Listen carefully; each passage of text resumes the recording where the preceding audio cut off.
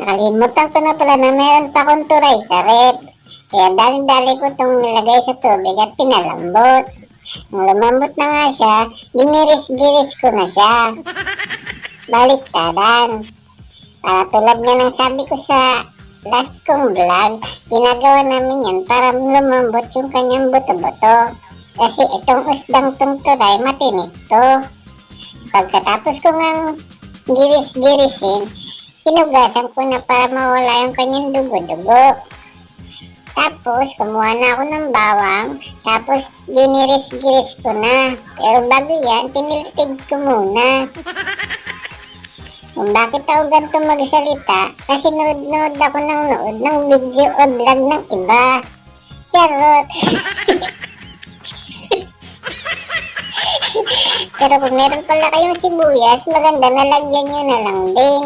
Hindi lang ako naglagay kasi walang sibuyas at malayo ang tindahan, tinatamad ako.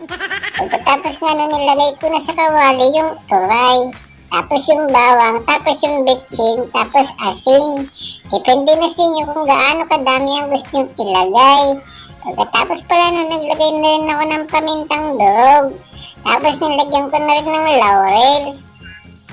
Kung wala kayong laurel, hanap kayo sa palibot nyo, mga tuyong dahon, pwede na yun. Charot!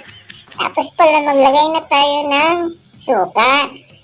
Depende din sa inyo kung gaano kadaming suka ang gusto nyong ilagay. Kasi iuun-un natin to, napakuluan. At habang inaantay ko nga siyang kumulo, ako din ay naglalaba. Nagsasalang ako ng aking labahan.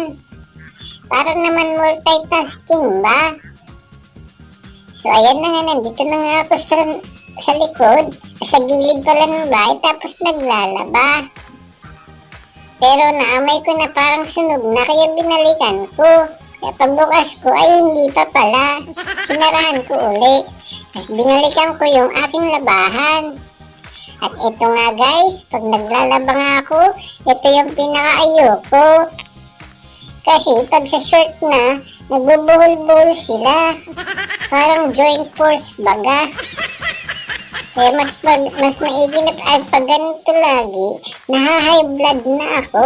Kasi hindi ko alam kung paano sila tatanggalin isa-isa. Damay-damay silang lahat, parang akong pinagkakaisahan nila. Tapos ayun nga, natanggal ko din sila isa-isa. Finally.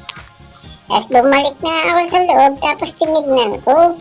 Tapos ayun na, okay na pala. So meron pa kunting suka, pero okay na yan. Tapos naglagay na pala tayo dito ng kakanggata. At yung salata na lang nilagay ko kasi ayoko nang magpiga. Nakakatamad naman kasi kakayurin mo pa, tapos pipigain mo pa. Tapos tinakpan ko na.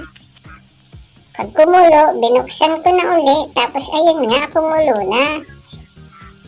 Pagkatapos yan, maglagay na tayo ng toyo. Depende sa'yo kung gaano kadaming toyo. Kung gusto mo ng makulay-kulay, dagyan mo ng madami. Pero mas maigi kung hindi masyadong madami. Kaya ako, ganito ang ginawa ko.